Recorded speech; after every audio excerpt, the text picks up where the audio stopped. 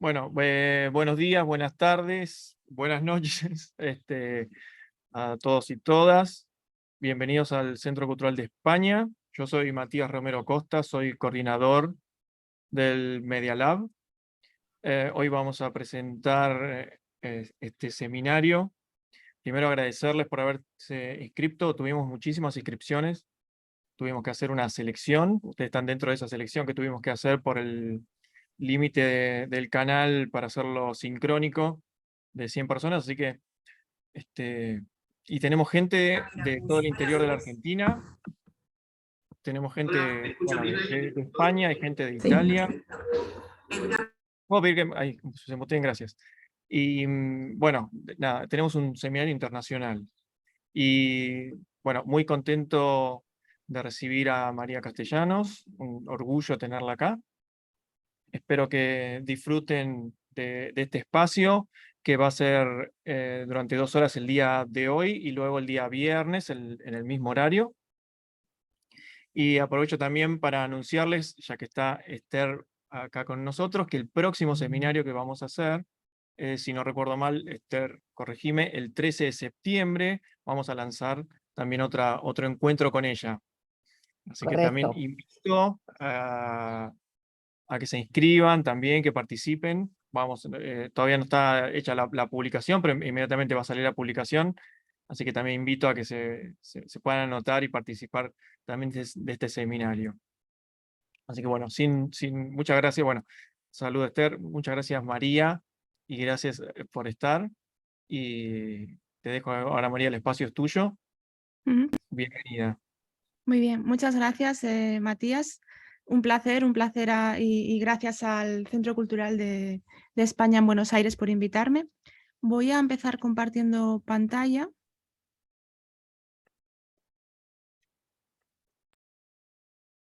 Vale.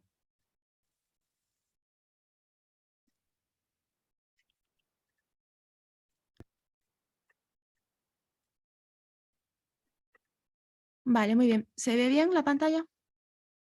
Sí, se ve muy bien. Vale, genial. Pues voy a ver si subo esta barra. Bueno, yo centré esta charla en las interfaces tecnológicas corporales. A lo largo de las próximas diapositivas voy a contaros un poco más acerca de esto y de qué se trata.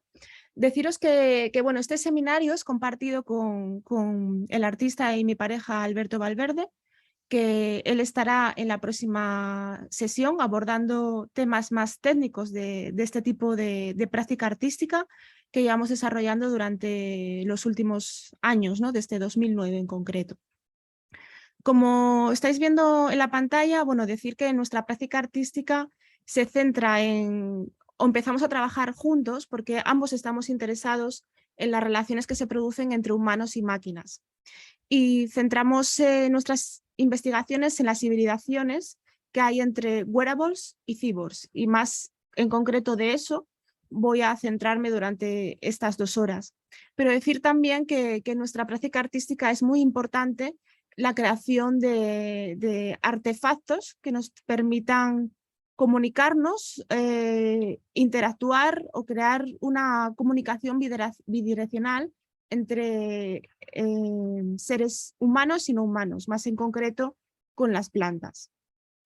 Bueno, durante estos más de 10 años, junto con Alberto, he estado desarrollando no solo interfaces tecnológicas corporales, sino también instalaciones interactivas, videoinstalaciones, etcétera, etcétera. Deciros que yo en la actualidad, pues ahora mismo os estoy hablando de este Oslo, en Noruega. Estoy trabajando en la Oslo Met, en la Oslo Metropolitan University, durante 2 años, ese es mi segundo año, haciendo un postdoctorado, dentro de un proyecto que se llama FELT, Futures of Living Technologies, que dentro de este proyecto donde se investiga acerca de la emergencia del cambio climático, ¿no?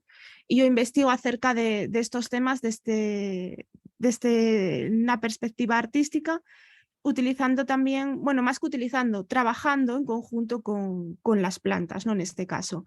Y esta investigación de estos 2 años se centra en cómo tratar de averiguar si las plantas se quieren comunicar remotamente utilizando para ello herramientas de inteligencia artificial. Bueno, deciros que si queréis durante la charla hacer alguna pregunta, simplemente interrumpís o la escribís en el chat y los compañeros del Centro Cultural me la harán llegar, ¿no? Y os voy respondiendo.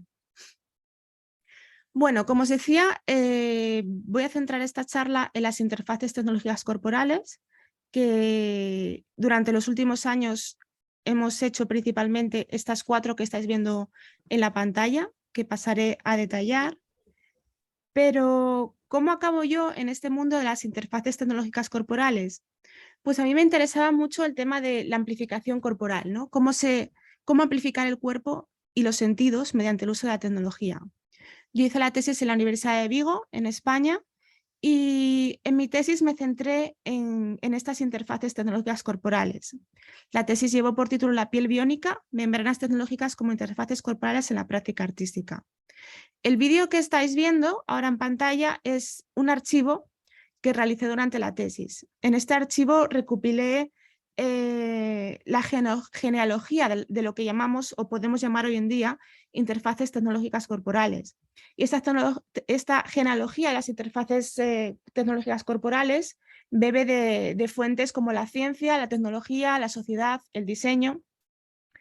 Y fue muy interesante porque, bueno, llegó un momento, como en todas las tesis, que tenía un montón de información, ¿no? Y ya no sabía cómo organizar esa información o cómo manejarla.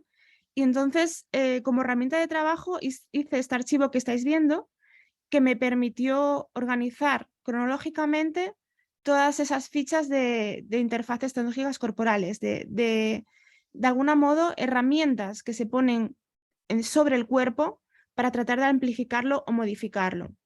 Y eso me llevó a llegar a la conclusión de unos antecedentes, ¿no? ¿Cuándo se forja lo que podemos hoy llamar esas interfaces tecnológicas corporales?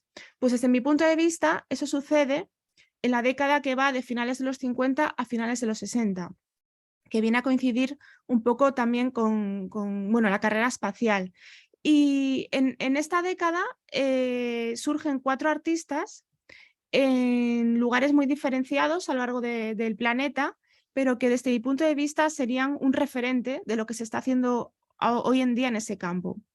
En un primer lugar tenemos a Diana Diu. Diana Diu de formación era ingeniera electrónica y creó la primera línea de ropa donde incorporaba tecnología, incorporaba luces a sus prendas. De algún modo, Diana Diu estaba creando lo que llamamos wearables hoy en día, la palabra anglosajona para denominar la ropa que lleva incorporada tecnología. Sin embargo, Diana Diu creó estas prendas y esta colección bastante desconocida, sin que existiera en ese momento una palabra para definirlo, ¿no? Hay que destacar que Diana Diu creó también sus propias baterías, diseñó y patentó sus baterías, que años más tarde fue comprada la patente por el ejército de los Estados Unidos y Diana Diu desapareció por completo de la escena artística, ¿no? Ella con este tipo de prendas lo que quería era crear experiencias sensoriales y bueno, estos trajes que estáis viendo tienen luces, tenían una duración creo de unas 4 horas, las baterías que tenía incorporadas eran portables, como dije, y este es otro proyecto de Diana Diu, como veis del año 68, pero que no se pudo materializar en ese momento porque no existían herramientas para llevarlo a cabo. Lo que pretendía Diana Diu era crear un vestido que llamaba Movie Dress, en el que iba a reproducir en diferentes pantallitas unas películas, ¿no? Iba a ser un vestido con unas imágenes en movimiento. ¿Qué pasa? Que en ese momento no tenía las tecnologías necesarias para llevar esto a cabo, para incorporar unas pantallas tan pequeñas, por lo que se quedó en un trabajo conceptual, ¿no? En el que incorporó unas imágenes y lo tituló Movie Dress. ¿Qué ocurre? Que casi 40 años después, el conocido diseñador de moda Hussein Chalayan crea en 2007 el famoso Video Dress. Este traje, creado gracias a miles de LEDs, se hizo muy popular porque, bueno, en 2007 fue un boom de los wearables, también en las pasarelas, ¿no? La alta costura. Y este vestido lo que tenía son, como dije, millones de LEDs que permitía crear imágenes en movimiento, ¿no? Donde yo veo un claro referente de este vestido de Chalayan al movie dress de Diana Due. Luego, por otro lado, contemporánea a Diana Due, tenemos en Japón a Asuko Tanaka. Asuko Tanaka perteneció al movimiento Gutai, que rechazaba en Japón la sociedad del consumo, el consumismo, y Asuko Tanaka fue una de las pioneras en incorporar tecnología al mundo de la performance. Hacía estos trajes con montones de bombillas que ella misma pintaba a mano y hacía referencia a la ceremonia matrimonial japonesa, donde te vistes con el kimono, con un montón de capas. Ella se ponía un montón de capas con estos fluorescentes y estas bombillas, hacía movimientos en referencia a esta ceremonia, pero desde un punto de vista irónico y con un posicionamiento feminista. Luego, por otro lado, en Europa, en Austria, en el 67, está Walter Pichler. Walter Pichler crea estas piezas de arte portátil, ¿no? Que son, bueno, podrían ser muy contemporáneas, o sea, podríamos encontrarla hoy mismo en un museo y nos recordaría a la realidad virtual, cuando, bueno, en esta época Walter Pichler no utilizaba realidad virtual, pero sí hacía una crítica a la televisión, ¿no? Y cómo una crítica sarcástica al uso que se le daba la televisión y indagaba acerca de la percepción del espacio y la percepción individual de esta tele. Eran una especie de cascos que tú te podías poner y tenías como una especie de pantallas que era como si estuvieras dentro de una televisión, ¿no? Era una especie de obra inmersiva en el año 67.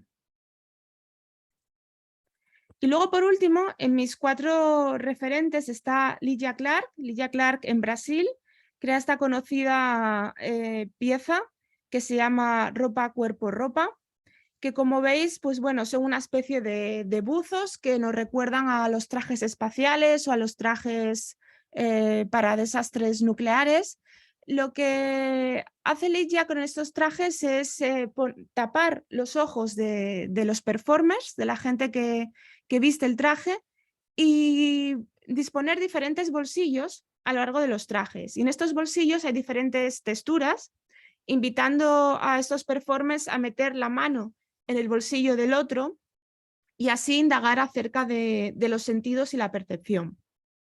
Decir que de estos 4 referentes, Lydia Clark es la única que, digamos, que no procesa información ni, entre comillas, enchufa nada, ¿no? Todos los demás utilizan la tecnología en el uso desde un punto de vista electrónico, pero Lydia Clark no tiene esa parte tecnológica, pero sin embargo hace una investigación muy exhaustiva acerca del cuerpo, de los sensores del cuerpo y las carencias sensoriales humanas. Es por eso que Lydia Clark está en esta selección de 4 artistas que desde mi punto de vista forjan lo que se podría llamar hoy en día interfaces tecnológicas corporales. Luego, en paralelo a este momento donde estaba sucediendo este tipo de cosas en la práctica artística en diferentes partes del mundo, pero simultáneamente, en paralelo a esto, los científicos Marcel Klins y Nathan Klein acuñan el término cyborg. El término cyborg, aunque cuando digamos cyborg a todos nos viene a la cabeza el cyborg de ciencia ficción, el término, como os acabo de decir, fue acuñado desde la ciencia, fue acuñado por 2 científicos que trabajaban en la NASA y que pensaban en el cyborg como un humano amplificado, capaz de sobrevivir en el espacio sin el traje espacial. De hecho, la NASA crea un programa que va del 60 al 63, donde se investiga desde el punto de vista de la ciencia si son capaces de conseguir un humano amplificado si son capaces de crear la hibernación o si son capaces de crear trasplantes de órganos para conseguir largos viajes espaciales. En el 63 concluye este estudio diciendo que en ese momento no se tiene perdón, la tecnología necesaria para llevar esto a cabo. Estudio que a mí me parece realmente bastante de ciencia ficción, ¿no? Que en ese momento se estaba haciendo desde la ciencia, ¿no? Entras ahí esas intersecciones que se producen entre ciencia y ciencia ficción. Bueno, a ver, vamos a pasar de página. Vale, con todas estas artistas y todos estos conceptos en mente, cuando estaba acabando la tesis en el año 2015, me di cuenta de que existe una carencia, pero una carencia quizá más en los llamados wearables. Bueno, deciros que a mí me gusta llamar a este tipo de creaciones interfaces tecnológicas corporales, porque el término wearable, aunque en un principio se usa para designar cualquier tipo de prenda que lleva incorporada tecnología, el término wearable al final se está relacionando con prendas comerciales y prendas donde la tecnología está oculta y son más, digamos, normales o vestibles o comunes para que esa tecnología no se note y haga solo su función. Sin embargo, en nuestra práctica artística lo que queremos es enfatizar esa tecnología porque la estamos utilizando como una herramienta que nos permite amplificar el cuerpo y crear o sentir cosas que los sensores naturales de nuestro cuerpo no nos permiten, ¿no? Entonces, por eso no me gusta demasiado utilizar el término wearable para nuestro trabajo y nos gusta utilizar el término interfaces tecnológicas corporales. Pero deciros que en 2015, cuando estaba realizando mi tesis y creo todo ese archivo, me di cuenta de que hay una carencia en el uso de estas interfaces, que es que casi nadie mide el medio ambiente. Casi todo el mundo mide lo que ocurre alrededor, lo que ocurre con el cuerpo, lo que se llama el yo cuantificado, cuántas pulsaciones tenemos, cuánto sudamos, cuántos pasos damos al día, pero ¿qué ocurre con el medio ambiente? ¿Qué ocurre con las variables medioambientales? La cantidad de luz, la cantidad de monóxido de carbono, seguramente eso también nos afecte, ¿no? Entonces, justamente en 2015 sale una convocatoria conjunta de Laboral Centro de Arte y Telefónica I+D en España para crear un wearable, pero desde el punto de vista de la práctica artística. Alberto y yo nos presentamos a esta convocatoria con este esquema. Planteábamos, como decía, medir todas esas cosas que ocurren en el medio, variables como altitud, temperatura, luz ambiente, radiación infrarroja, radiación ultravioleta, y relacionarlas con el estado de ánimo de la persona que porta ese wearable o esa interfaz. Nosotros nos presentamos a esta convocatoria con este esquema, era una idea, era un concepto, y tuvimos suerte y nos dieron la beca. La beca consistía en 3 meses de residencia en Laboral Centro de Arte, que es un centro de arte en España especializado en arte, ciencia, tecnología y sociedad, que tiene un Fab Lab, un centro de fabricación digital, y otros 3 meses en Barcelona, en el Centro de Investigación y Desarrollo de Telefónica. Durante los 3 meses que pasamos en residencia en Gijón, en Laboral Centro de Arte, pues nos dedicamos a pensar con las manos. Teníamos acceso a un Fab Lab, teníamos acceso a unas impresoras 3D, a una cortadora láser, y teníamos que crear esa interfaz corporal con una condición, que era que tenía que ser una interfaz en open source, en código abierto. Por lo que le dimos muchas vueltas a que la gente pudiera replicar esta interfaz si tenía acceso a estas máquinas. Si tenía acceso a estas máquinas de fabricación digital, empezamos a trabajar en ese diseño, en un diseño modular de ese traje. Aquí estás viendo las piezas 3D y los sensores que utilizamos. Estos son unos LEDs que colocamos en esta base. Las bases son de cuero cortado con la cortadora láser y tienen unos imanes que permiten ponerlas en la ropa convencional. Esta es la carcasa que le dimos a los sensores, donde tiene esos agujeritos para poder recibir la cantidad de monóxido de carbono o de sonido, etcétera, etcétera. Aquí están los sensores de luz. Y esta es la caja donde dispusimos nuestro kit también creada en el Fab Lab, ¿no? Con la cortadora láser. Bueno, teníamos nuestro kit ya acabado, un kit que nos permitía medir variables medioambientales y alertar de algún modo al portador o portadora de ese kit mediante cambios en colores que vais a ver ahora, de diferentes LEDs y movimientos. Y lo habíamos ideado para poner en cualquier prenda, cualquier prenda convencional, ya que tenía imanes y lo podías colocar en tu camiseta, en tu vestido. Pero aún estábamos de residencia y dijimos, bueno, pues vamos a crear nuestro propio diseño, nuestro propio vestido para disponer este kit. ¿Qué ocurre? Que nosotros no teníamos formación en diseño textil y en ese momento nos metimos en un buen lío, ¿no? Que al final resolvimos con las herramientas que teníamos, lo resolvimos creando ese vestido como si fuera una escultura, ¿no? Que al fin y al cabo todos nuestros interfaces, todos nuestros trajes son, de algún modo, son esculturas. Entonces creamos en un material que fuera más o menos económico y que tuviera la textura del material final, o sea, más o menos la textura del material final, que iba a ser cuero, y utilizamos para ello goma eva. Creamos este vestido sobre un maniquí y luego lo desmontamos, le hicimos fotos y lo pasamos a dibujo vectorial y lo cortamos con la cortadora láser y este fue el resultado. Nuestro resultado es este interfaz corporal donde están a la vista los cables, son parte de la estética del vestido, ¿no?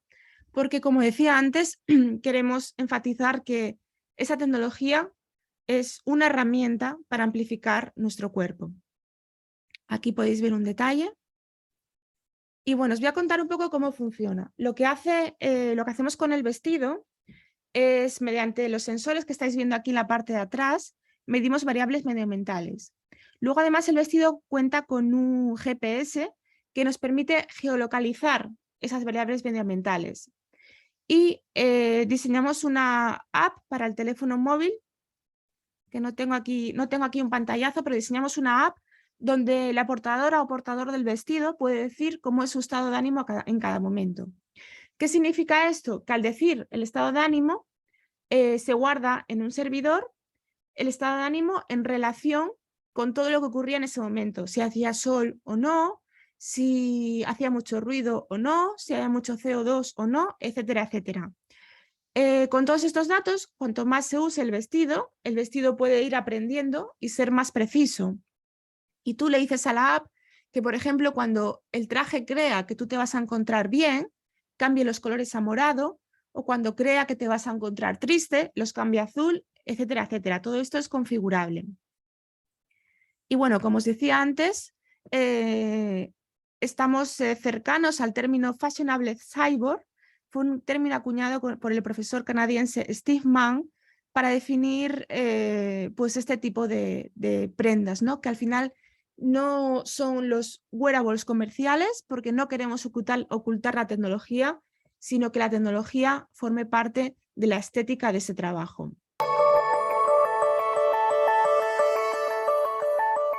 Podéis ver el vestido en movimiento.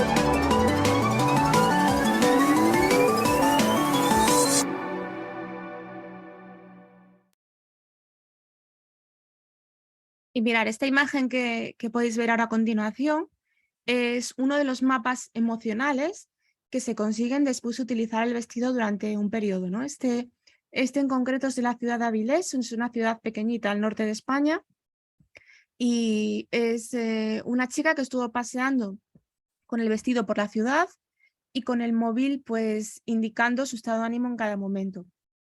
Aquí no está la leyenda, pero bueno, hay una leyenda que corresponde a los colores que estáis viendo, esos círculos que corresponden con el estado de ánimo de la persona.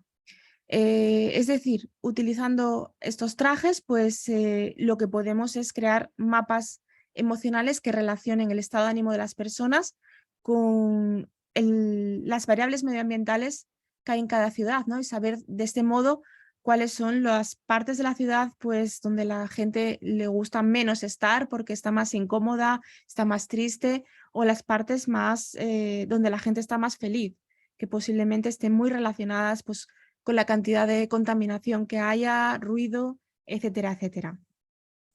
Bueno, deciros que dentro de este mismo proyecto estábamos trabajando en Laboral Centro de Arte, en el Fab Lab.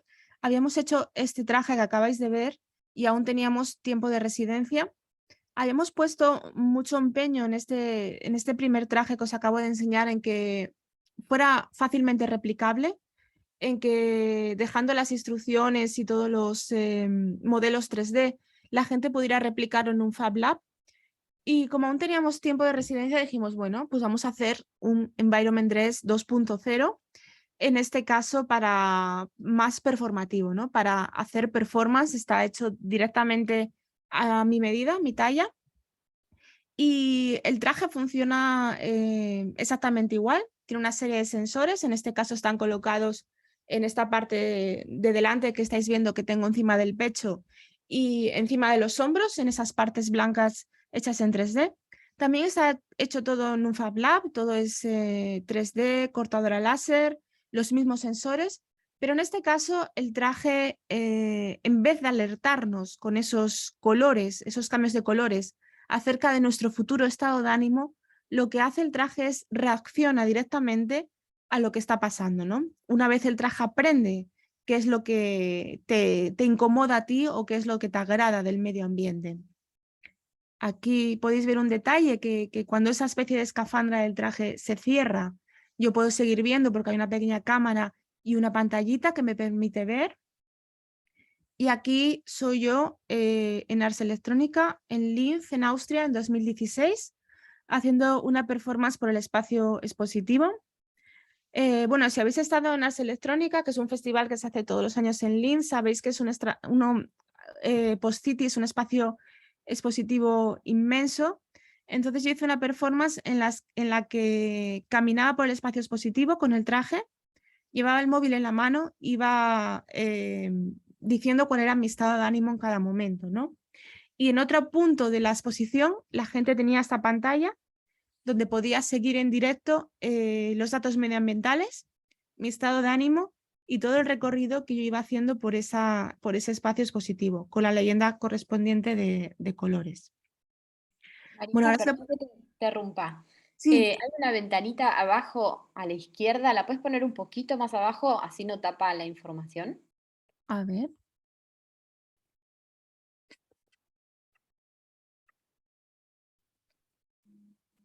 Es que ahora no la puedo mover. A ver ahora. Ahí, perfecto. Ahora. Vale, bueno, os decía que os voy a poner ahora un vídeo muy cortito de una pieza de videoarte que grabamos con este traje, porque bueno, me interesa que lo veáis en movimiento, ¿no? Todas las partes que tiene, esta escafandra, unos pinchos que hay en la espalda que se mueven, ¿no? Y bueno, lo vais a ver, no está completo porque es un poquito largo, entonces si a alguno o alguna le interesa verlo completo, está en nuestras páginas web, lo podéis ver después.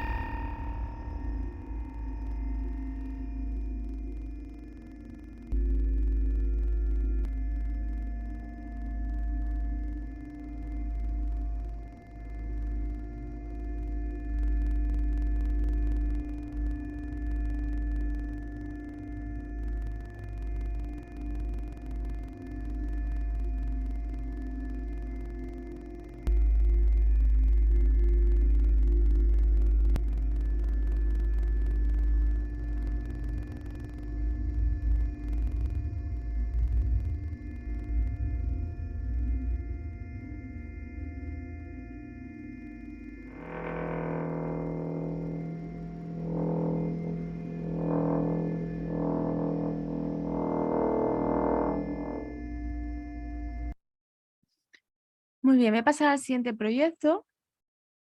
El siguiente proyecto, bueno, es un proyecto al que le tengo mucho cariño porque fue uno de los primeros proyectos que hicimos Alberto y yo como colectivo. Es Clorofila 3.0 y es un proyecto, ahí pone 2021, pero sería 2022 y siguientes, porque es un proyecto que nos ha acompañado desde el inicio de nuestro trabajo como colectivo hasta la actualidad, ¿no? Y ha ido evolucionando y mutando y ha cohesionado también con las interfaces corporales, ahora os contaré a continuación. Este proyecto, lo que hicimos en 2009 fue crear un sensor que nos permite medir las vibraciones eléctricas que ocurren dentro de las plantas. Es decir, es como si nos pusiéramos un casco para medir las ondas cerebrales y ver esa actividad cerebral. En este caso, nosotros podemos medir esa actividad de la planta. Llegamos un poco casi por casualidad a la creación de este sensor. Queríamos hacer una cosa y por error salió otra, pero salió un sensor que funciona y está basado en Arduino. Y lo que conseguimos, como os digo, es medir esa actividad eléctrica de las plantas, que nos dimos cuenta que depende del entorno de la planta. Depende si le pones otra planta cerca, depende si se acerca un humano o un animal, si respira sobre la planta, si hay una corriente de aire. Todo le afecta a la planta y además todo es de algún modo ajustable. Es decir, cuando conectamos una planta al ordenador, vemos la curva de la planta, el estado de la planta, y podemos hacer que esa planta, podemos hacer que esas mediciones reaccionen, por ejemplo, cuando echamos nuestro aliento a la planta, pero no cuando la tocamos, ¿no? De hecho, cuando la tocamos suele ser una de las cosas que desechamos, porque ya hay muchos sensores en el mercado que son capacitivos y hacen que se activen o se desactiven cosas cuando se tocan las plantas. Nos interesan otras cosas más sutiles, más que nosotros como humanos a lo mejor se nos escapan, ¿no? Como cambios que suceden de temperatura, a los que las plantas son sensibles, o esas corrientes de aire, etcétera, etcétera. Entonces, bueno, la primera formalización que creamos con este sensor, con Clorofila 3.0, fue este pequeño jardín que estáis viendo, donde transformamos esa actividad eléctrica de las plantas en sonidos. Y nuestro primera pieza, Clorofila 3.0, sonaba así.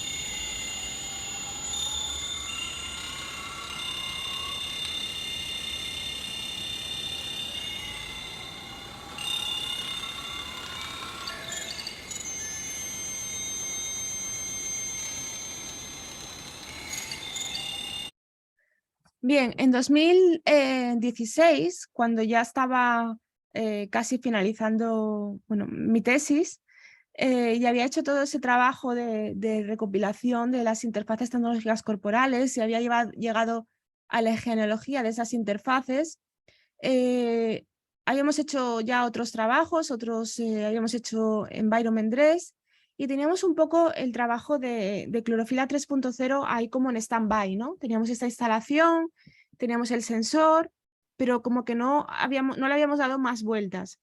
Y sin embargo, en ese momento nos preguntamos, bueno, ¿qué pasaría si utilizamos este sensor para la creación de una interfaz corporal? ¿Qué pasaría si utilizamos esa sensibilidad que tienen las plantas, que nosotros como humanos, pues hay cosas que se nos escapan, que las plantas detectan cosas que como humanos no podemos detectar, o los sensores naturales de nuestro cuerpo no nos alertan de ello? ¿Qué pasaría si unimos ambas cosas, ¿no?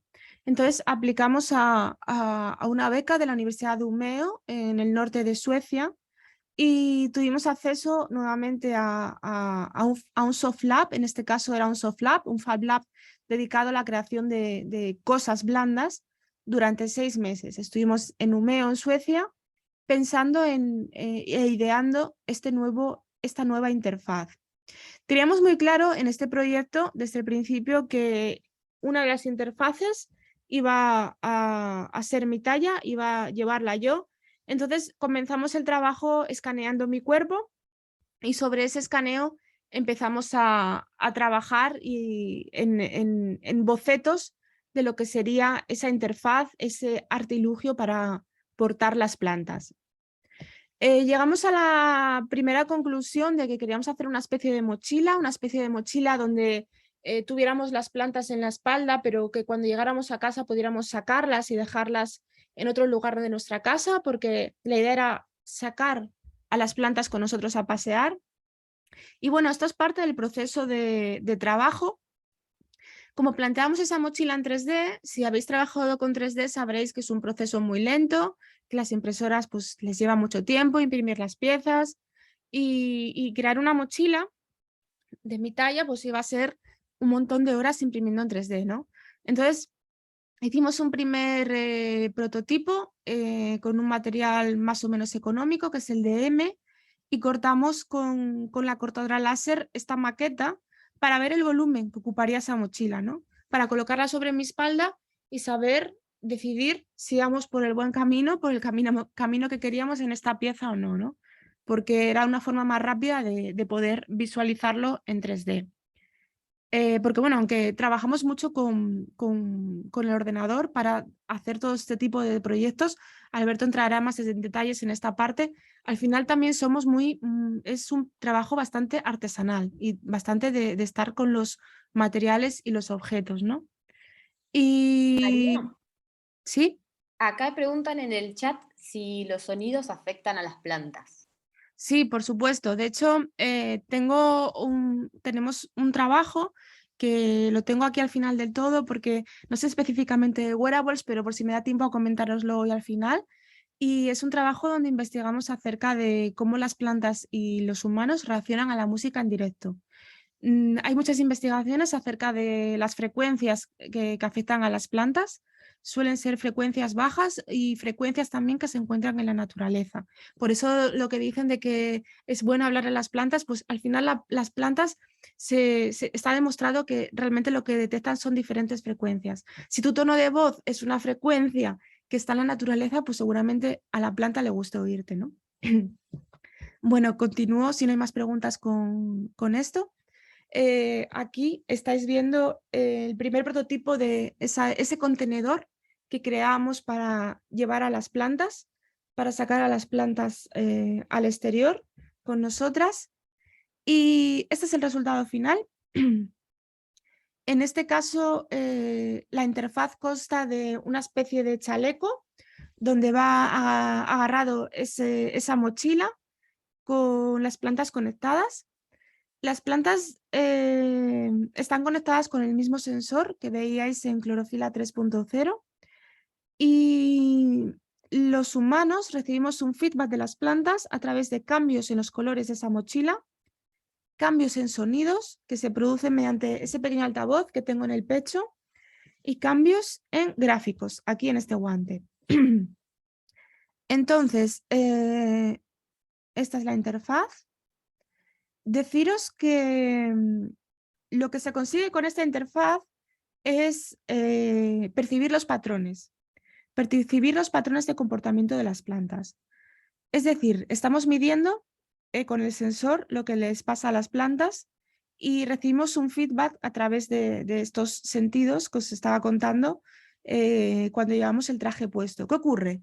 Que cuanto más utilicemos el traje, más vamos a comprender a las plantas. Al final es como una mascota. Tú tienes tu perro en casa y sabes cuando le pasa algo. Pues a través de esta interfaz lo mismo. Tú vas con el traje puesto y por los diferentes cambios de colores o cambios en el gráfico o los cambios en los sonidos, sabes que algo le está pasando a las plantas. El tema es que nosotros como humanos a veces no llegamos a percibir lo que está ocurriendo. Sabemos que las plantas percibieron algo, pero a nosotros a lo mejor se nos escapa, ¿no?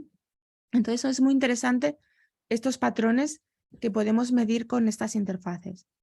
Bueno, en este proyecto creamos dos interfaces. Esta es la segunda y al final las dos funcionan más o menos igual.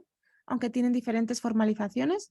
En este caso, en vez de un altavoz, hay dos. En la parte de arriba, como podéis ver, las plantas están situadas en la cadera y este traje sí lleva una pequeña mochila para regar las plantas gota a gota. Aquí podéis ver los dos y os voy a poner otra vez un pequeño fragmento del vídeo que creamos con esta pieza, donde podéis ver cómo se encajan esas bolas en la mochila y cómo funciona. De nuevo, el vídeo está íntegro en nuestra web.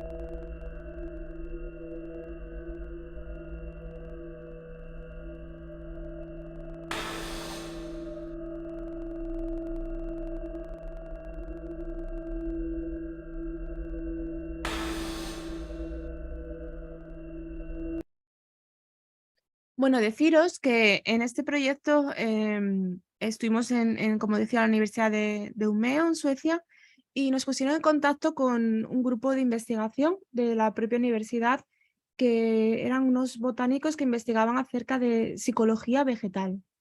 Y tuvimos la oportunidad de compartir con ellas y con ellos nuestro sensor, nuestras experiencias con las plantas y también nos dejaron parte de su invernadero y su laboratorio donde está grabado el vídeo. Y deciros que fue en esta experiencia en Noruega, en Suecia, donde pasamos un invierno y descubrimos los ciclos de las plantas, ¿no? Que las plantas duermen y que además se sincronizan con el día y con la noche. De hecho, teníamos una demostración a las 4 de la tarde, en pleno invierno en Suecia, era completamente de noche y nuestras plantas estaban dormidas y no conseguimos hacer la demostración de las curvas.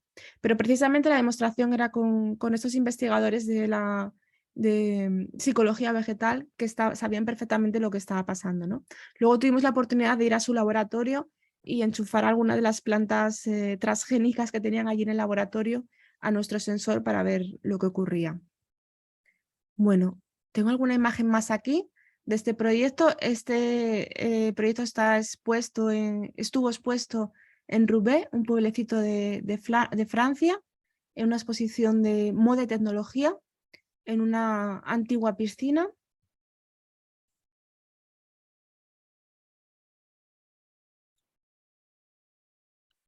Vale, ahora quería hablaros de este proyecto que se llama The Plant Sense.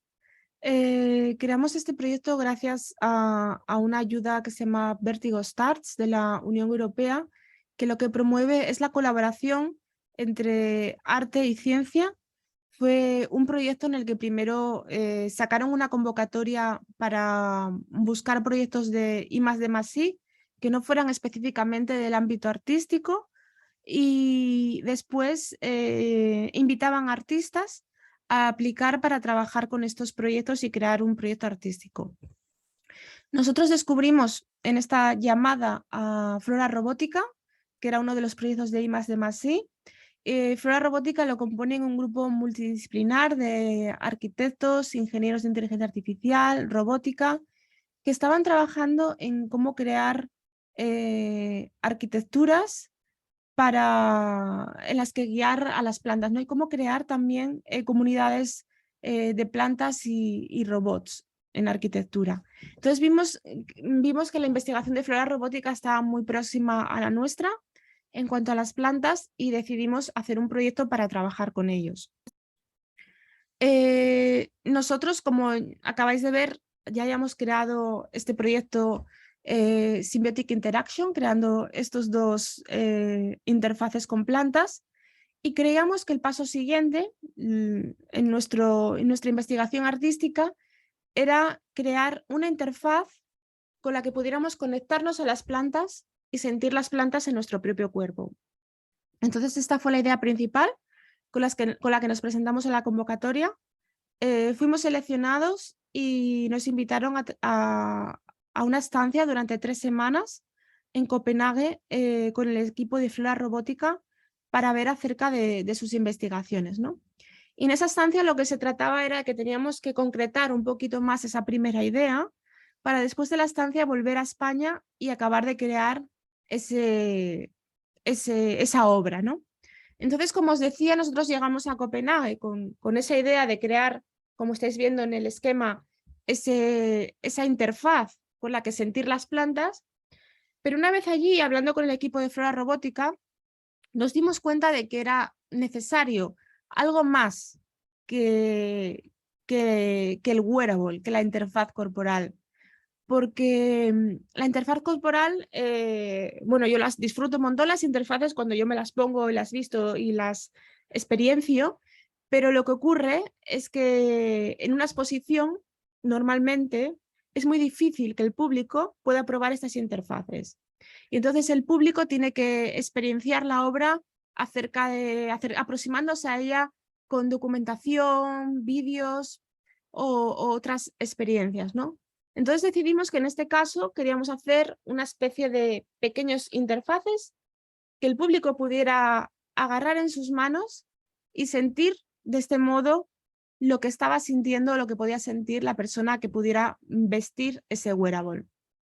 Bueno, con toda esta idea en la cabeza, volvimos a España y nos pusimos a trabajar en la creación de todos esos elementos que iban a componer ese jardín, porque al final la instalación era un jardín al que conectábamos todas esas interfaces.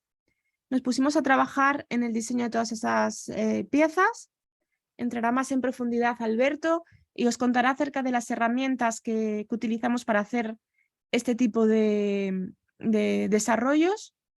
Pero contaros que bueno, lo que estáis viendo ahora en pantalla pues es una sección de ese interfaz ideado para tomar en las manos y sentir las plantas. Aquí estáis viendo parte del proceso donde creamos unos nuevos contenedores para poner nuestro sensor. Todo era pensado para un jardín que tenía que soportar estar durante meses, ¿no? Y que fuera regado. Entonces creamos unos contenedores hechos un poco elevados de la tierra para evitar la humedad y con un cristal, ¿no? Para que se pudiera regar el jardín sin problemas. Y esa interfaz a través de la cual queríamos que el público sintiera en sus manos las plantas, desde un principio pensamos que tenía que ser blanda, tenía que ser algo que nos recordara a un ser vivo, ¿no? Y entonces para ello utilizamos una vez más impresión 3D para hacer el molde y el positivo del molde, en este caso la interfaz está hecha en silicona. Aquí tengo más imágenes del proceso. Y mientras creamos todos estos elementos del jardín, los que incluyen también una especie de plantas mecánicas que veréis ahora en las fotos de la instalación, pues también estábamos creando esa interfaz corporal, ese traje escultura, que era la idea principal de nuestro trabajo, ¿no? Poder sentir en nuestro propio cuerpo una traducción de lo que están sintiendo las plantas. El diseño final del traje es este, bueno, inspirado en elementos del mundo marino, ciencia ficción. Aquí tenemos un detalle de esa interfaz y este es nuestro jardín. Bueno, contaros que después de nuestra experiencia con el grupo de Flora Robótica, que nos enseñaron allí toda su investigación en Copenhague, pues nos dimos cuenta de que al final Flora Robótica tiene una investigación muy potente, muy buena, donde parte de su investigación es saber qué luz siguen las plantas o qué luz repelen. Es decir, ellos cambiando el tipo de luz pueden hacer que una planta trepadora crezca por un sitio o por un otro, una arquitectura, ¿no? Y para ello también están creando robots que ayuden a las arquitecturas a crecer con diferentes trenzados y las plantas vayan creciendo por donde ellos quieren. Bueno, pues su investigación, a pesar de ser muy interesante, creemos que tiene también un punto de vista bastante antropocéntrico, ¿no? Al final están manejando las plantas como ellos quieren en esas arquitecturas. Entonces eso fue algo que también fue un clic que nos hizo en nuestra obra y pensamos que queríamos completamente lo contrario. Queríamos crear un jardín, queríamos crear una instalación en la que fueran las plantas las que controlaran todos los objetos que iban a estar en esa instalación. Entonces nuestra pieza final es esta, en la que tenemos 15 plantas conectadas a los sensores. Esas plantas se están tomando las mediciones eléctricas, esas plantas, la actividad eléctrica, que como os comentaba antes, depende de todo lo que rodea la planta. Y con esas mediciones eléctricas, lo que hacemos es las enviamos a un servidor que está en la propia instalación y toda esa información se procesa y se devuelve a modo de feedback con un mapa de datos, creando este jardín en el que todos los elementos del jardín se mueven o reaccionan dependiendo del estado de la planta. En otras palabras, al final son las plantas reales, las que controlan todos los elementos del jardín, como lo son el sonido, las plantas robóticas blancas que veis ahí a los lados, las interfaces violetas que el público puede tomar y sentir en sus manos, y el traje que se puede vestir y sentir diferentes sonidos, movimientos y vibraciones en el cuerpo que dependen de lo que las plantas estén percibiendo, sintiendo en ese momento. Entonces voy a poneros ahora un pequeño vídeo para que veáis en movimiento todos esos elementos que componen el jardín.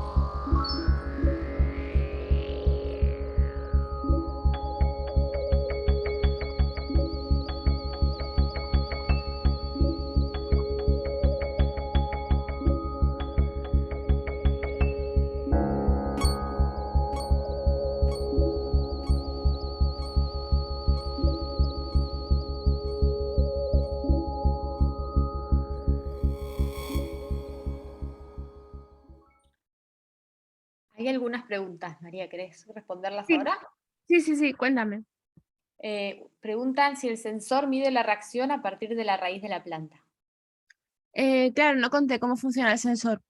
El sensor consta de dos partes, tiene como dos cablecitos, uno se pone en la tierra, cerca de la raíz, y el otro en uno de los tallos más altos. Y lo que hace es mete una cantidad pequeña de electricidad en la planta y mide las vibraciones que ocurren dentro de las plantas. Entonces, no específicamente en la raíz, sino es como decía antes, como cuando a los humanos nos miden la actividad eléctrica en el cerebro, que se ponen estos cascos, pues nosotros con estos dos electrodos del sensor podemos conseguir esa actividad eléctrica que ocurre dentro de la planta. Bien. Después otra pregunta es, ¿qué función tiene el cilindro? El cilindro supongo que sería en el proyecto de Symbiotic Interaction, que el proyecto de donde llevo la mochila, ¿no? Con las plantas. Ujú. ¿Sí? Sí, porque fue más o menos en ese Vale, momento. sí, no conté. Espera, voy a ver si voy atrás un segundo y pongo la imagen. Vale, se me olvidó contar aquí que, bueno, yo llevo esa máscara puesta para enviar mi CO2 a las plantas y un poco el cilindro ese es para crear ahí la corriente de aire. Y por esos tubos al final voy alimentando con mi respiración a las plantas. Bien. Y otra pregunta es, si nunca probaron qué pasa si les dan a las plantas el poder de administrarse la luz o el agua. No lo probamos nosotros, pero es muy interesante esa pregunta porque sí que lo probamos, sí que lo probaron el equipo de Flora Robótica. Os voy a contar una anécdota que nos pasó, que es que cuando hicimos esta pieza, el equipo de Flora Robótica pues vino a la inauguración a España, vino a elaborar el Centro de Arte desde Copenhague y bueno, ellos son más del mundo científico y académico, científico en el sentido de que bueno, son ingenieros y las metodologías y los procesos artísticos en investigación pues para ellos pues son como un poco extraños, ¿no? Las metodologías que llevamos los artistas. Entonces nos dijeron, mira, después de que estuvisteis hablando con nosotros en Copenhague, se nos ocurrió una idea así un poco loca y nosotros en la expectativa a ver de cuál era esta idea loca, ¿no? Y la idea que tuvieron era precisamente poner una planta o un sensor. Bueno, tengo que decir que ellos tienen un sensor que es muy parecido al nuestro, mide también, se basa en la electrofisiología vegetal y es muy parecido el funcionamiento. Entonces pusieron un sensor en una planta, le pusieron luz artificial y la dejaron aislada en una habitación con esa luz artificial donde la planta pues no tenía una ventana y no podía sabernos, en teoría, si era de día o de noche. Y le dieron la capacidad a la planta de encender y apagar esa luz. ¿Qué ocurre? Que al cabo de 3 semanas la planta se había sincronizado con el día y con la noche. Encendía la luz cuando había sol fuera y apagaba la luz cuando era de noche. Entonces, me parece súper interesante. No supimos más si continuaron esa investigación, pero me parece súper interesante que la planta aislada haya podido saber cuando fuera era de día y de noche y haberse sincronizado en tan poco tiempo, ¿no? Que fueron 3 semanas. Wow. Bueno, y última, acá preguntan, ¿cuándo usás la palabra sentir? ¿Qué significado tienen humanos y qué significado tienen plantas? Sí, bueno, sabía que esa palabra cuando la dije iba a causar polémica. Bueno, podríamos cambiar la palabra sentir con que las plantas, hubo un cambio, ¿no? Hubo un cambio en las plantas. A ver, con el sensor sabemos que algo ocurre en las plantas, que hay un suceso en el que algo pasa. Bien es cierto que no sabemos si es dolor o placer o si se pueden aplicar estos términos o no, porque las plantas es completamente diferente a un ser humano. No podemos pensar en esos términos, ¿no? No podemos pensar en términos antropocéntricos. Pero bueno, es una traducción de esos cambios que acontecen en la planta. Perfecto. ¿Sí? Muy bien, voy a continuar con otro proyecto. Espera que voy adelante en las diapositivas. Aquí. Os quería hablar de este proyecto que, bueno, está relacionado con las interfaces tecnológicas corporales porque de algún modo pues es un salto que dimos a un proyecto de investigación escultórica que se llama Ensayo Error del Poshumano, pero en este caso pues es un proyecto especulativo, ¿no? Es un proyecto donde la obra final pues fueron unas esculturas y unas infografías. Contaros que empezamos a trabajar en este proyecto gracias a una beca de investigación escultórica de un museo muy pequeñito que hay en Candás, en un pueblo al norte de España, que dan esta beca todos los años y que nosotros planteamos un proyecto que tenía una doble vertiente. Por un lado, queríamos investigar acerca del paradigma de la escultura en la era de la fabricación digital, mediante la creación de una impresora 3D de gran formato que nos permitiera imprimir esculturas a escala humana y por otro lado, mediante esas esculturas queríamos reflexionar acerca de cómo sería un futuro humano amplificado y modificado mediante el uso de la tecnología. Entonces, el primer paso fue una investigación técnica para llegar a la construcción de esta impresora 3D de gran escala que nos permitía, como digo, imprimir esas esculturas escala humana. Y una vez teníamos la impresora ya funcional, pues empezamos a indagar cómo crear esas esculturas, ¿no? Nos barajamos diferentes cosas, como comprar modelos 3D ya hechos, y modificarlos. Lo que pasa que encontramos modelos 3D en internet que eran como súper perfectos, cuerpos perfectos, ideales, sin ninguna arruguita ni nada en la piel, ninguna imperfección. Y nosotros nos gustaba tener esa imperfección de la carne, ¿no? Entonces optamos por escanear modelos reales con un escáner 3D. Lo que pasa que, bueno, pues nuestro presupuesto solo nos dio para un escáner doméstico que se conecta al iPad. Lo que ocurre con este escáner es que tiene poca resolución y tuvimos que escanear los modelos durante 20 minutos haciendo diferentes pasadas, poniéndoles, como veis en el vídeo, diferentes apoyos para que aguantaran durante esos 20 minutos la misma pose, aunque eran modelos profesionales de dibujo, pero eran poses súper largas y el mínimo movimiento a nosotros nos hacía luego tener peor resolución.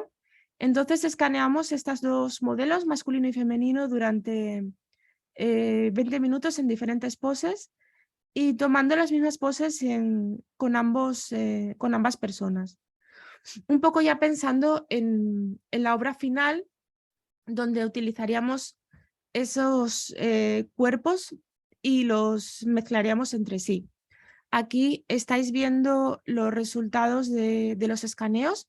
Estos resultados que estáis viendo tienen muchísima postproducción porque, como decía, fuimos escaneando durante 20 minutos cada persona. Esto significa que escaneamos primero la cabeza, luego el pecho, luego el abdomen y así cada parte poquito a poco. Y luego en postproducción unimos todas esas partes hasta que conseguíamos los cuerpos que estáis viendo, ¿no? Y conseguimos ambos modelos, el masculino y el femenino. Y luego nos pusimos a trabajar en esas amplificaciones corporales.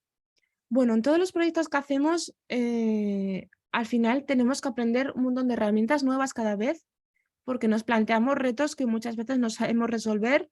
Entonces, por ejemplo, aquí es parte del proceso, parte de los bocetos, donde queríamos hacer una modificación en la cabeza y con el programa 3D que acabamos de instalar, que nos permitía hacer cosas más orgánicas, pues no acabamos de atinar a eso que queríamos hacer. Entonces nos era más fácil imprimir una cabeza tal cual, en pequeñito, hacer un añadido de plastilina con esa modificación y luego volver al 3D. Entonces nuestros procesos, pues eso, son bastante, a lo mejor caóticos, ¿no? Pero que van en busca de un resultado final y vamos por el camino adueñándonos de esas nuevas herramientas. En este caso lo mismo, en este caso queríamos hacer una forma orgánica que no conseguíamos con el programa de 3D. Lo que hicimos fue hacerla en plastilina, escanearla en 3D y luego retocarla con el ordenador. Y bueno, esto es parte del proceso de la impresión de las piezas. Bueno, deciros que creo que en toda mi carrera este fue el proyecto más estresante que tuvimos, porque habíamos creado una impresora que sí tenía la escala humana, podíamos imprimir a escala humana 1:1. Lo que pasa que no habíamos contado en un primer momento con todos los fallos e inconvenientes que se pueden tener con una impresora 3D, que es que se te acabe el filamento en mitad de la noche cuando no puedes acceder al estudio laboral centro de arte porque está cerrado por la noche, que se atasque el extrusor, que el rollo de filamento pese tanto, porque habíamos comprado rollos de 10 kilos, normalmente los trabajamos con rollos de 1 kilo, que pese tanto que se acabe partiendo el filamento y tengas que volver a empezar. O sea, cada vez que ocurre algo de esto, para los que no habéis impreso nunca en 3D, tienes que volver a empezar, tirar lo que tienes de trabajo hecho y empezar de nuevo, ¿no? Entonces, podían ocurrir tantas cosas que sí, teníamos una máquina que nos permitía imprimir una escultura al tamaño humano, pero realmente era prácticamente imposible porque había muchos factores que se vaya la luz, que se fue un par de veces la luz. Había muchos factores que podían incidir y que se podía ir todo el trabajo al traste, ¿no? Entonces, a pesar de tener la máquina para hacer esas impresiones tan grandes, al final decidimos hacer el trabajo por partes. porque si no realmente no hubiésemos podido llegar a finalizarlo. Y bueno, esta es una imagen en el Museo Antón, en Candás, de la exposición, donde teníamos esa pieza compuesta por 2 cuerpos poshumanos que teníamos expuesta en la sala. Deciros que en esta muestra dividimos como en 3 partes.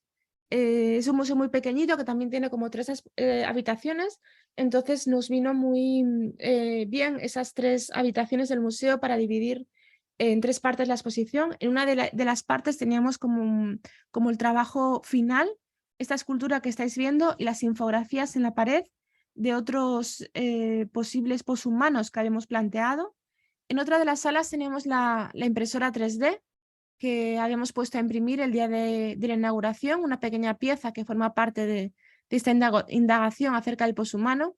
Y por último, en otra sala teníamos diferentes objetos y diferentes impresiones y diferentes partes del proceso, ¿no? Bueno, voy a enseñaros algunas de las imágenes. Contaros que todos estos humanos amplificados, todas esas indagaciones acerca de cómo podría ser nuestro cuerpo en un futuro, están también inspiradas en ese mundo vegetal, están pensadas en la hibridación de los humanos con las plantas, por ejemplo, y que podamos coexistir con esas plantas en la espalda, que nos ayuden a hacer la fotosíntesis y que podamos evitar, por ejemplo, tener que comer, etcétera, etcétera. Y están muy relacionadas con otras obras, como por ejemplo la obra que veis antes de Byron Mendrés. Proponemos pues esa escafandra que sale de una especie de exoesqueleto y al final pues es una especie de indagación, de especulación acerca de si la biotecnología nos permitirá en un futuro amplificar nuestro cuerpo de este modo, ¿no? Bueno, contaros que, aunque es muy sutil, pero por ejemplo aquí el cuerpo que parece más masculino, pues tiene pechos femeninos, ¿no? Que todas las partes están mezcladas y que proponemos también un poshumano que sea posgenérico. Aquí se puede ver también en este que quizás es el último de la serie que hicimos, quizás el más andrógino, pues es pensar acerca de ese futuro poshumano y creemos que estas imágenes que creamos en este proyecto al final son una de las múltiples posibilidades, ¿no? Que lo ideal sería de que hubiera seres poshumanos cuanto más diversos mejor. Y de este modo, pues nosotros en este proyecto finalizamos con esta serie de imágenes.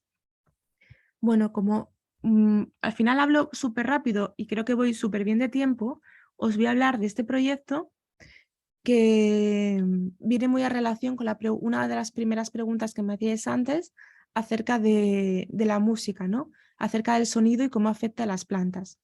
Es un proyecto en el que las interfaces corporales están ahí, pero quizá no son la parte más importante del proyecto, pero sí que están. Bueno, os voy a contar, es Beyond Human Perception. Es un proyecto que hacemos durante la pandemia, pero que viene de más atrás. Es un proyecto que viene ya de 2019, perdón. En 2019 yo estaba aquí con Alberto en Noruega, en Oslo, en la Oslo Met, donde estoy trabajando ahora, pero no estaba trabajando aún en mi postdoctorado, sino que nos habían invitado a hacer una residencia muy cortita de 3 semanas en el verano del 19. Y en esa residencia pues, nos propusieron probar algunas de las herramientas que tenían en el laboratorio, ¿no? Y dijimos, bueno, nos apetece un montón probar los cascos para medir la actividad cerebral, el casco que estáis viendo a la chica que lleva puesto, y dijimos, vamos a hacer un experimento muy cortito que es poner el casco a una serie de personas, conectar una planta a un sensor y ver lo que pasa a las plantas y a los humanos. Lo que estáis viendo en el ordenador, en ese portátil que hay en el vídeo, es la curva, la reacción de la planta en directo a la persona que la está tocando, ¿no? Y arriba podéis ver las curvas de las plantas y las curvas que hacen referencia a cada mediciones de las zonas cerebrales. Bueno, fue muy curioso que durante este experimento detectamos que cuando algo ocurría en la planta, también algo ocurría en el cerebro humano. Y nos dijimos, madre mía, esto hay que investigarlo más porque esto tela, ¿no? Que cuando algo pasa en la planta, también algo pasa en el humano y viceversa. Entonces, bueno, por un lado dijimos, bueno, puede ser que la persona se sugestione al ver la curva de la planta porque la estaba viendo en directo, se sugestionó y entonces algo pasa en el cerebro, ¿no? Entonces planteamos Beyond Human Perception como un proyecto en el que queríamos ver lo que pasaba en plantas y humanos, pero sin que ambos seres vivos interrelacionaran directamente entre sí. Y por ello planteamos la música en directo. Entonces, como os decía, es un proyecto que realizamos durante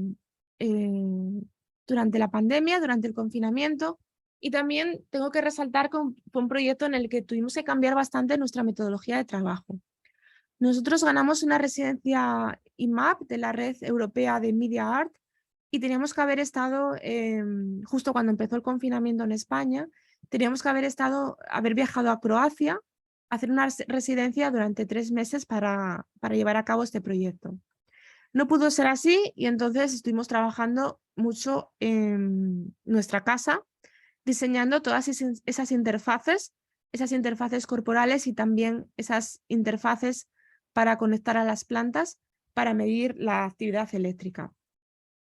Nosotros normalmente lo que hacemos en nuestros diseños 3D es hacemos un prototipo o un borrador de prototipo, vamos al estudio, imprimimos en 3D una pequeña parte, vemos si funciona, no funciona, volvemos a cambiarlo. Pensamos mucho con las manos y trabajamos mucho con prueba-error también en nuestro proceso creativo. En este caso no pudo ser así porque a pesar de tener el estudio a 10 minutos de la casa, nos pilló en el momento más estricto del confinamiento en España y tuvimos que cambiar bastante nuestra metodología, trabajando muchas horas con el ordenador, acabando y perfeccionando todas estas partes, y cuando tuvimos oportunidad pues fuimos al estudio y nos pusimos a imprimirlas en 3D. Entonces, bueno, contaros que este que estáis viendo, por ejemplo, es uno de los contenedores para conectar los sensores a las plantas. Una vez más utilizamos mejorado, pero el mismo sensor que utilizábamos en el trabajo de clorofila 3.0 y siguientes. Y en este caso diseñamos también, como estáis viendo, una especie de casco para medir la actividad cerebral. En este caso, para la actividad cerebral utilizamos una electrónica que ya viene hecha, que es en open source, que se llama OpenBCI.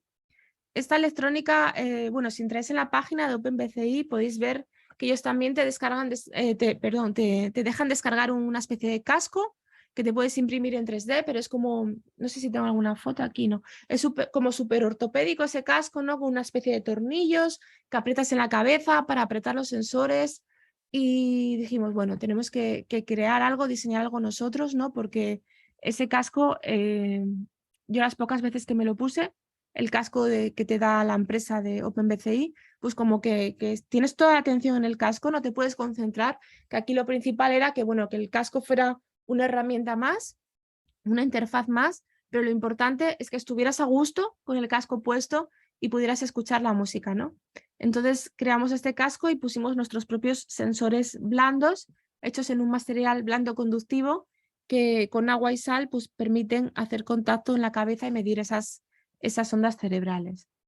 Y este es un detalle de todos los artefactos, todos los sensores y fuentes de alimentación que conectamos a las plantas para tomar las mediciones de esas plantas durante el concierto. Bueno, deciros que el sensor, como estáis viendo, se abre también con imanes. Los imanes son una herramienta muy recurrente en nuestro trabajo que nos permite hacer estas partes que se abren y se cierran, porque, como os decía al principio, cada vez que conectamos el sensor a una planta necesitamos abrirlo, enchufar el ordenador y ajustar cada planta, porque cada planta es diferente. Entonces necesitamos acceso al sensor para ajustarlo. Y os voy a poner una imagen del casco ya terminado. Y todo el aparataje que lleva el casco, ¿no? Toda la electrónica que controla ese OpenBCI que mide la actividad cerebral. Toda la electrónica pues va dentro de esa carcasa en 3D que forma también parte de esa escenografía. Bueno, aquí veis un detalle del concierto. Como os decía, creamos todas estas interfaces, ideamos un concierto para 4 humanos y 8 plantas. Fue un proyecto bastante complicado, como os decía, fue una residencia remota con el equipo de Container en Croacia durante el confinamiento y como estuvimos varios meses trabajando en todas las interfaces y todo el diseño de la escenografía, pues el equipo de Container con el que nos reuníamos semanalmente nos decía que bueno, ya dadas las circunstancias de la pandemia, que por qué no hacíamos el experimento con música pues a través de Zoom, como estamos ahora, o algún otro medio, ¿no? Alguna otra idea. Pero para nosotros era muy importante que la música fuera en directo, porque habíamos investigado acerca de las frecuencias sonoras que queríamos que sonaran. Y cuando tienes una música en directo, pues al final el sonido en esa habitación va en todas las direcciones, ¿no? Mientras que cuando tienes una música grabada, pues necesitas un equipo muy bueno de sonido y no suena igual. Y para reproducir ese sonido que va en todas las direcciones cuando los músicos y las plantas están en el mismo espacio, pues hubiese sido muy complejo, ¿no? Queríamos que fuera en directo. Entonces tuvimos que esperar al momento en el que en España fueron permitidas las reuniones pequeñas para hacer este concierto con todas las medidas de seguridad y hacer el concierto de 4 en 4 personas. Bueno, contaros que las personas antes de la escucha, antes del concierto, pasaban por una sesión de meditación de 10 minutos. En esa sesión lo que queríamos es que las personas pues, se relajaran lo máximo posible y luego se concentraran en esa escucha de la música. Y luego, por otro lado, teníamos las plantas conectadas. Ah, que se me pasó. Estaba pensando en lo que os quería decir y se me pasó. Muy importante contaros que la música era improvisada. Contábamos con estos 3 músicos que son parte de un grupo más grande que se llama Improviso, que toca música improvisada en Asturias y en España, y nos resultaba muy interesante que la música fuera improvisada, porque bueno, se sabe que las plantas, cuando hay un estímulo que se repite, las plantas se llegan a acostumbrar a ese estímulo.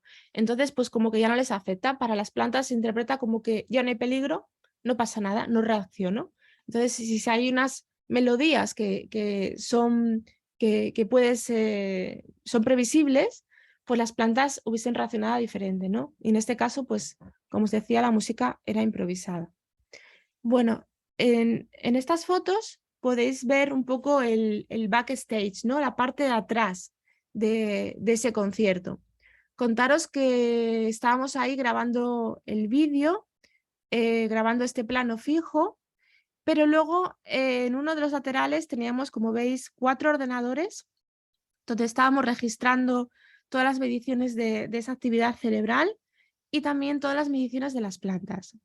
Contaros que este fue un proyecto muy experimental que hicimos a ciegas, tomamos todos estos datos sin saber realmente si iba a funcionar, si iba a ser comparable los datos de las plantas y los datos de las humanas, y fue un proyecto de mucho trabajo de postproducción después.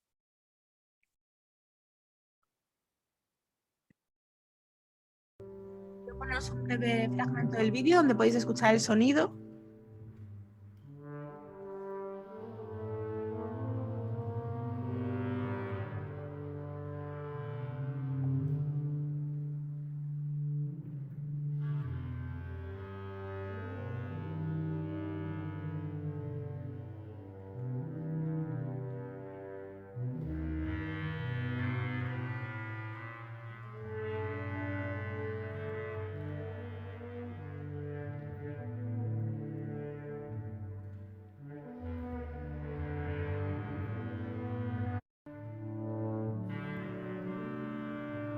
a parar el vídeo aquí para contaros.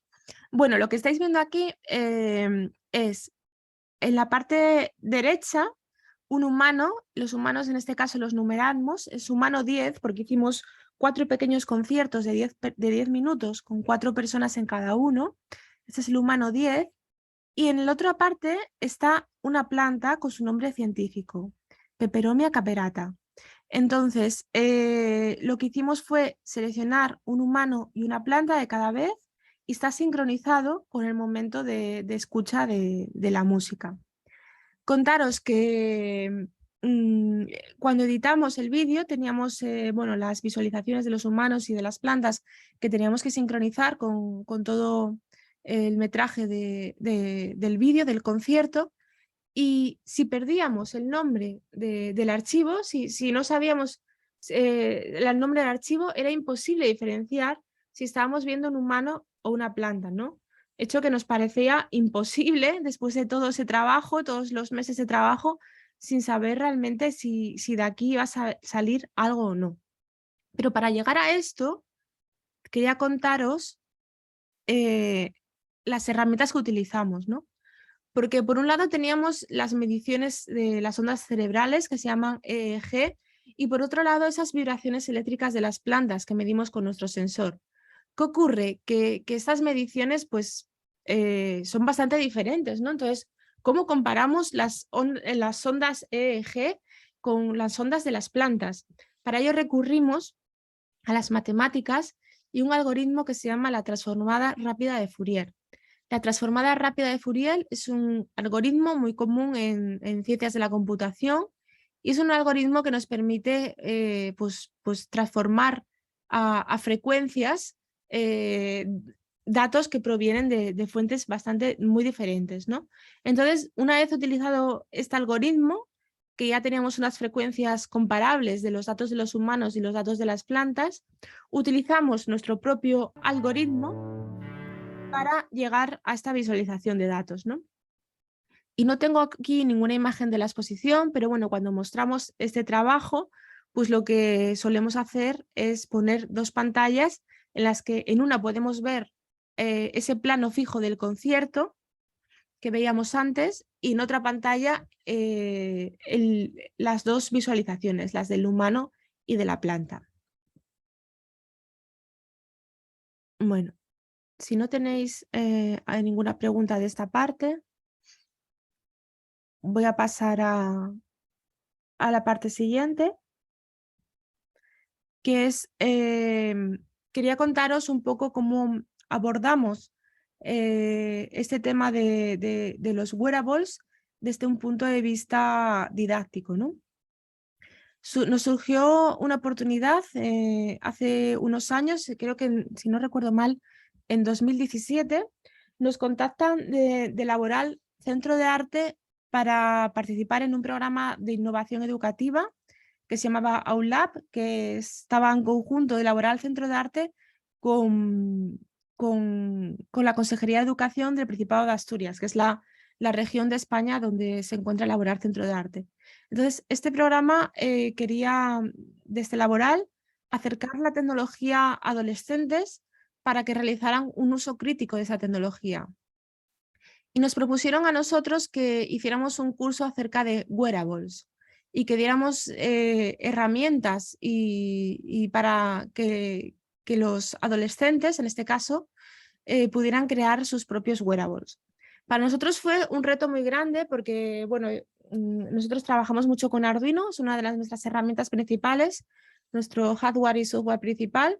Alberto os contará más acerca de esto, pero habíamos dado ya algún curso de Arduino, pero habíamos visto que hay un problema bastante recurrente, bastante común en el trabajo con esta herramienta, que es que la gente que nunca vio programación, si vas a un curso de Arduino y de repente te empiezan a hablar de programación, tienes que aprender el lenguaje, pues hay mucha gente que se frustra en ese primer paso, ¿no? Que se frustra y ya no va más allá.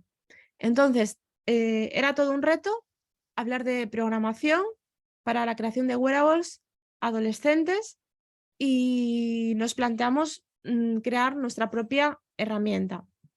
Por un lado estaba, como os decía, la parte de la programación, aprender el lenguaje, y por otro lado la parte de soldar, soldar los sensores, los cables y trabajar con ellos, ¿no?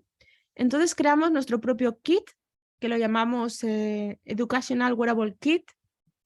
Creamos nuestro propio kit trabajando con Arduino y con diferentes sensores, y le conectamos al Arduino, que estáis viendo en la parte central, diferentes cables que se encajan con los diferentes sensores que estáis viendo. Ahí tenemos LEDs, RGB, tenemos un sensor de luz, un altavoz, una pantallita de LED para hacer dibujos, un sensor de distancia, un micrófono, un servomotor y un sensor de luz, ¿no? Perdón, el primero es un giroscopio. Y una pequeña petaca donde van las pilas, las baterías. Entonces, bueno, diseñamos este kit para hacer wearables y que es enchufable y que no hay posible error, no lo puedes enchufar al revés, porque ¿qué pasa cuando estás trabajando con electrónica y enchufas las cosas al revés? Que haces un cortocircuito y se queman, y se te quema el Arduino y ya no puedes seguir cacharreando, ¿no? Entonces ideamos estos artilugios para trabajar con este grupo de adolescentes y creamos nuestros propios programas de Arduino para que probaran. Y les planteamos, pues bueno, que tenían que hacer, le hablamos, hicimos una pequeña introducción al mundo de los wearables, que tenían que hacerse su propio wearable. Cada uno se lo llevó a su campo. En este caso estáis viendo cómo tunearon un monopatín en el que pusieron un sensor de distancia, unos LEDs en la parte de abajo y una pantallita en la parte de arriba, ¿no? Entonces, al pasar el pie por delante del sensor que estáis viendo, se encendían los LEDs que iluminaban la parte de abajo, y con el sensor de luz aparecía un mensaje en esa pantallita LED que estaba arriba.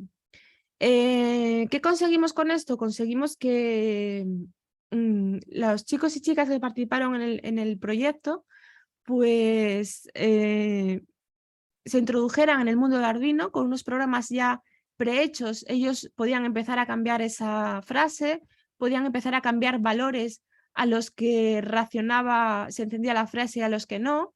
Y aunque el programa ya estaba prehecho, como enseguida funcionaba y pasaban cosas, ellos y ellas se animaban a entrar en el código y empezar a aprender más acerca de la programación, ¿no?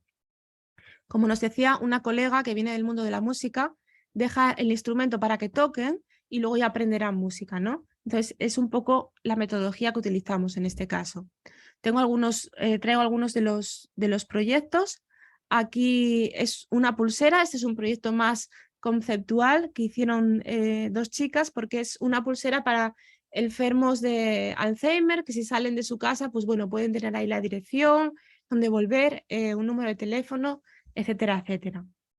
En este caso fue un chico que hizo una gorra que reaccionaba con cuando cambiaba el sonido, pues cambiaban los colores de esa gorra. Aquí tenemos un guante que tenía un giroscopio, al mover la mano cambiaban también las luces de ese guante. Aquí tenemos un grupo que lo que hicieron fue una especie de collar donde cambiaban las luces dependiendo de lo que midiera ese sensor de proximidad que tienen puesto a modo de parche, ¿no? Hay los dos ojos los dos ojos del parche son en realidad el sensor. Y también utilizaron en este caso la cortadora láser para hacer el diseño, para hacer el corte de ese parche que está hecho en goma eva. Y bueno, estos son un poco los proyectos que se hicieron dentro de AULAB en ese año, que en años posteriores también estuvimos colaborando con Laboral Centro de Arte, pero como que mutó el programa y en vez de llevar a los chicos y chicas al centro de arte, lo que hacía era ir el centro de arte a los centros educativos a crear laboratorios. Y estuvimos en este primer año, en 2018, estuvimos Alberto y yo, junto con Dani Romero, otro artista, diseñando los laboratorios y las herramientas que iban a formar parte de esos laboratorios y formando al profesorado para que pudieran utilizar esas herramientas en su clase, ¿no? en su día a día. Bueno, y por último, quería enseñaros, bueno, en qué mutó todos estos kits que creamos por primera vez en estos talleres de AULab, pues mutó en un proyecto conjunto que tenemos Alberto y yo que se llama Marvelous Things, donde diseñamos estos kits educacionales. Diseñamos los kits y no solo los sensores y actuadores, sino una completa guía didáctica donde vamos guiando paso por paso cómo conectar todo, ponemos programas de ejemplo para que la gente empiece a trabajar con Arduino y que utilice estas herramientas, ¿no? Entonces, bueno, podéis encontrar más información en la página web sobre este proyecto y bueno, eso es todo de momento.